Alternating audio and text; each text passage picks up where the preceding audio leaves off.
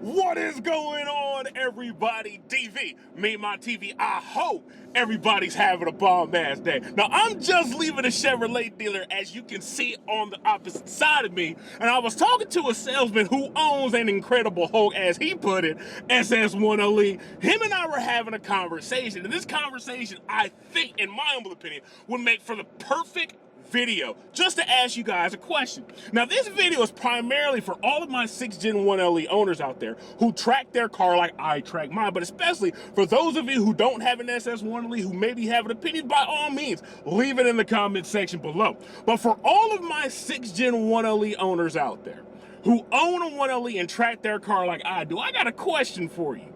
Should General Motors either make or offer a hardcore 6th Gen SS1LE Camaro? Now, if you want a 6th Gen 1LE and track your car like I do, I guarantee that you will agree with the statement that I'm about to make.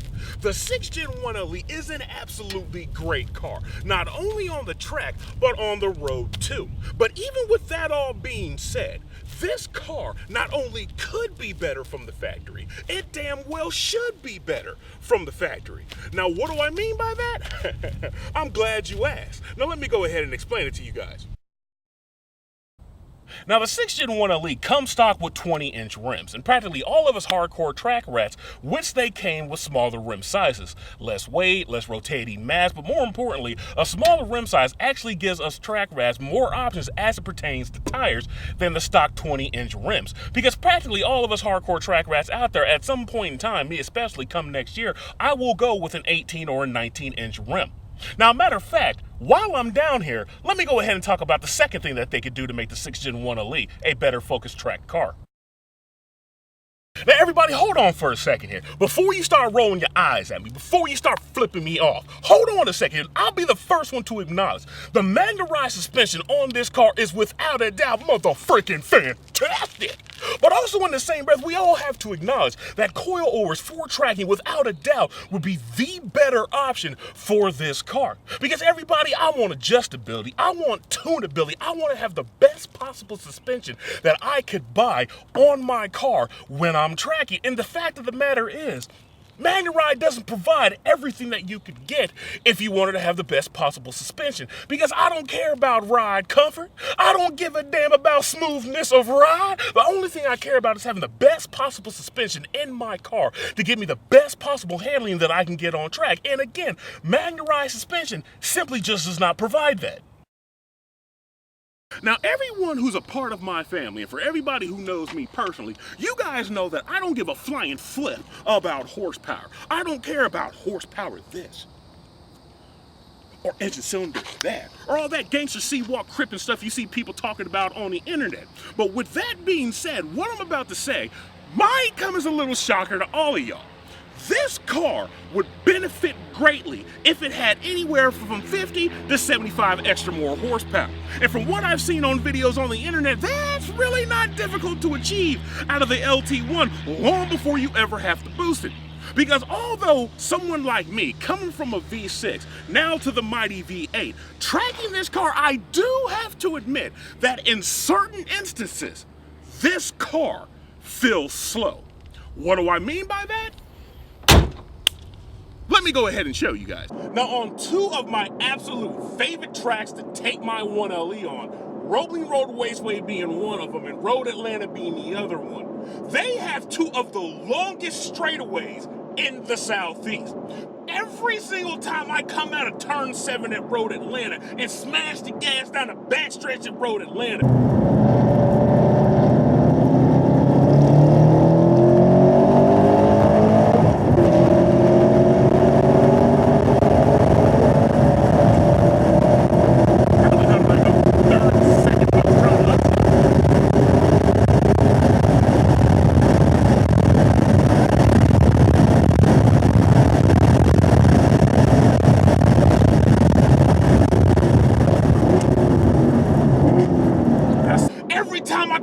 turn 9 at Rolling Road Raceway and put the pedal through the floorboard and punch it down the front straight at Rolling Road Raceway.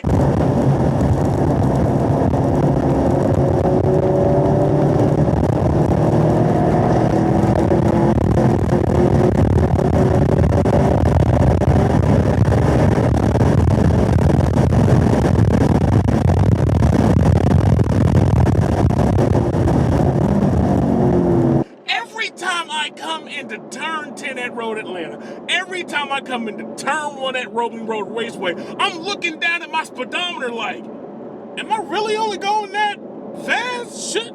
I mean, I got 55 horses. Shouldn't I be going a little bit faster than that? Wait!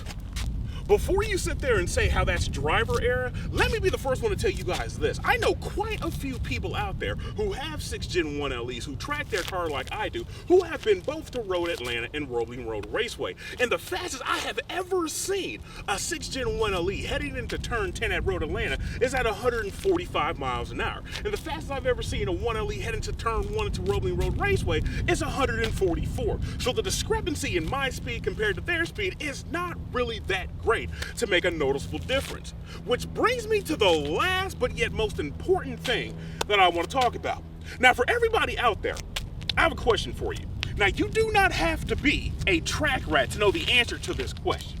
For all of you guys and gals out there who care about speed, no matter if it's in a straight line or into, through, and out of a corner, what is the biggest enemy to both handling and acceleration?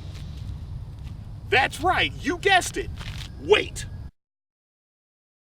Now, although the 6th Gen 1LE is more than 200 pounds lighter than its predecessor, the 5th Gen 1LE, this car is still an overweight freaking behemoth. There's not only pieces of this car that should be removed, there are items on this car that should be replaced with more track-focused items, starting first, of course, with the seats. Now, a couple of weeks after I originally got this car, I made a video entitled The 5 Things That I Hate About My 6th Gen 1LE. And one of the things that I put on blast were these horrendous freaking Recaro seats. Because if you're a person like me and you're a bit, you know what I'm trying to say, these seats are freaking uncomfortable. They do not hold you into place. They do not offer you any support, but more especially, they don't accept racing harnesses, which for a track person of myself is kinda a necessity for a racing seat to have. Take these 20-pound useless freaking Recaro seats out. Give me a rock hard carbon fiber lightweight whatever racing seat you can think of, put it in this car and make it specifically for tracking. But more especially, now that we're on the seats, would someone tell the genius designers and engineers at General Motors to please take this freaking useless rear seat out? Who the heck did they expect to honestly get behind one of these seats and sit in the back? I honestly freaking don't know. Take out these 20-pound front bucket seats out, give me something lightweight. Take out that 25 pounds of useless seats in the rear and help me save even more weight. Now, I've already talked about the weight savings that you could get from having a smaller, lightweight rim, so I'm not even going to go over that again.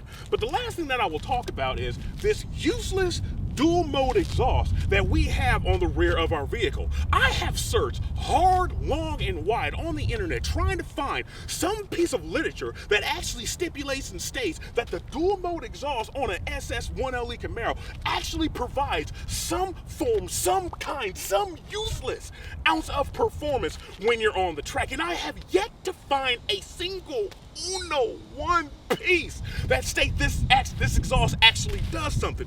This big ass, heavy ass suitcase exhaust weighs 50 freaking pounds on the rear of this car. And if it's not providing some kind of performance uses, why the heck is it on the car? I don't give a flying flip how my car sounds. I don't care if my car is quiet or I don't freaking care. If it is not providing me with some kind of performance advantage, I do not want it on my freaking car. This car would benefit from what? Some straight, maybe some racing exhaust. Something other than this heavy ass 50-pound piece of exhaust that we have on the rear of our vehicles. Now, without a doubt, I know what the vast majority of you all watching me right now is probably thinking. You know what, DV? Those are all fine, well, and good ideas. But you know what, bruh? If GM was really to produce that type of upgrade for the 6th Gen 1LE, of course you're going to be forking out some extra money. And of course you would. So let's just say, ballpark figure, let's say General Motors was to add in that little bit of extra horsepower, put you on some coilovers, smaller, lighter weight racing rims, take out all the excess and useless weight. Now let's say that would run $4,500. For all my 6th Gen 1LE track rats out there like me, would you hesitate even for a split second to drop that extra $4,500 for a more track-focused SS1LE track car when you bought your 1LE? because I know for me, I would not hesitate in a split second to drop that $4,500 on a new, more upgraded SS1LE. But matter of fact, that is what this video is about, to see what you guys think. Would you drop that extra $4,500 on that car, or would you not? Let me know what you guys think in the comment section below. I hope everybody enjoyed this video. I hope everybody's having a bomb ass day, and everybody stay tuned for that new upload.